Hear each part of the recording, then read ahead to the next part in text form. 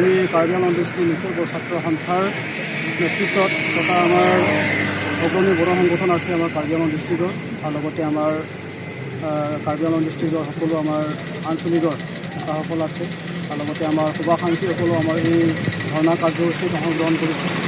উদ্দেশ্যটো একে, আমি আমাৰ বহু বছৰীয়া দাবী শিক্ষাৰ অধিকাৰ আৰু লগতে 2020 বৰ্ষত যি মানে নতুন শিক্ষাবৰ্ষৰ জৰিয়তে মানে মাতৃভাষাৰ মানে বিদ্যালয়বিলাকৰ যি উন্নয়ন সৰ্বাংগীন উন্নয়নৰ কাৰণে অসম চৰকাৰে যিসমূহ ব্যৱস্থা ল'ব লাগিছিল সেই ব্যৱস্থাবিলাক আখৰে আখৰে পালন কৰাত বহু মানে পূৰণ কৰিবলৈ বাকী আছে আৰু লগতে লেহেমীয়া গতিৰে তেওঁলোকে আগবাঢ়িছে।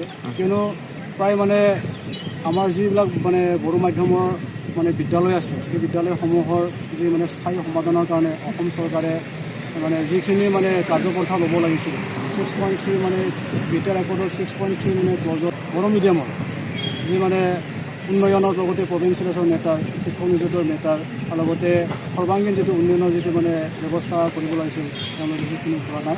লগতে আমি ইয়াৰ লগতে অন্যান্য মানে আমাৰ শিক্ষাৰ মানে কিছুমান বড়ো মাধ্যমৰ লগতে বড়ো ভাষাৰ মানে যি মানে শিক্ষাৰ মানে যি উন্নয়ন সেইখিনি মানে কৰিবলৈ আমি আজি ধৰ্ণা কাৰ্যসূচীৰ জৰিয়তে অনুৰোধ কৰিছোঁ।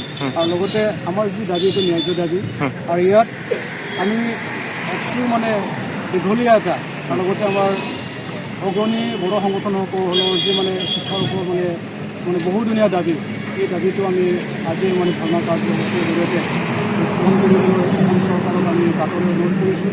তেওঁলোকে আমাৰ দাবী আমাৰ এই অৱস্থান ধৰ্মঘটৰ জৰিয়তে আমাৰ যিখিনি কেছ আমি অসম চৰকাৰৰ যিখিনি মানে আমাৰ মানে বিচৰাটো আজিৰ এই ধৰ্ণাৰ জৰিয়তে আমি তেওঁলোকক ব্যক্ত কৰিব বিচাৰিছোঁ। ইয়াৰ যাতে অসম চৰকাৰে অলপ মানে গুৰুত্ব দি আগলৈ মানে ইয়াৰ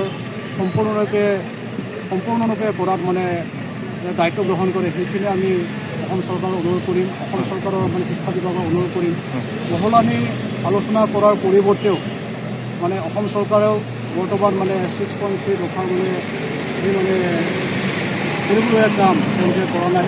এতিয়াও মানে আমাৰ কাৰ্বি আংলঙতে হওক বা মানে অসমৰ যিমানখিনি মানে আমাৰ বড়ো মিডিয়ামৰ মানে স্কুল আছে ভেঞ্চাৰ স্কুল আছে এই ভেঞ্চাৰ স্কুলৰ যিটো মানে প্ৰাদেশিকৰণৰ ব্যৱস্থা কৰিব লাগিছিল সেইখিনি তেওঁলোকে কৰা দেখা কৰা নাই।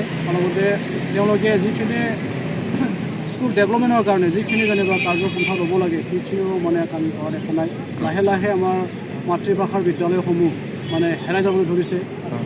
এইবোৰ দিশটো মানে চালে আমাৰ মানে যথেষ্ট মানে আমি দুখ লাগোঁ।